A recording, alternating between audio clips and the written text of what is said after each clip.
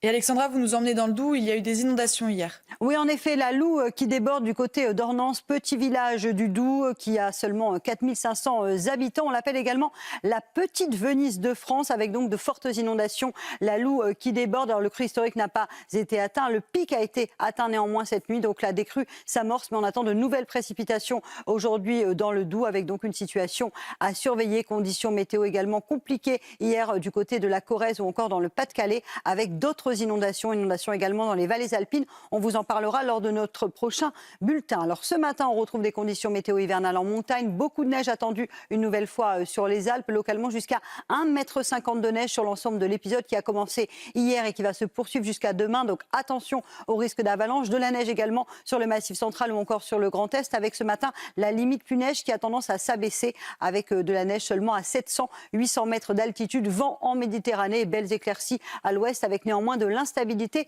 pour le Pays Basque. Dans l'après-midi, toujours des précipitations à l'est. D'ailleurs, les pluies qui vont se décaler en direction du Massif central. Toujours de la neige en montagne, de fortes précipitations dans les vallées alpines ou encore dans le Doubs. Plein soleil dans le sud, mais au prix d'un vent très fort, d'où un ressenti parfois vraiment glacial, parfois hivernal, notamment autour du golfe du Lion ou encore sur le Cap Corse. D'ailleurs, on aura de la neige du côté de la Corse. Les températures, elles baissent un peu ce matin avec en moyenne moins 1 degré sur le Grand Est, 5 degrés seulement à Paris, 3 à 2 degrés entre Limoges, Clermont-Ferrand ou encore le Puy-en-Velay. Dans l'après-midi, on perdra 1 à 2 degrés par rapport à hier. Alors rien de comparable avec la semaine dernière, mais ça restera un peu frais. 6 degrés à Besançon, 6 degrés également pour le Puy-en-Velay et 13 degrés autour du golfe du Lion. Mais le ressenti sera beaucoup plus frais en raison du retour du vent du nord.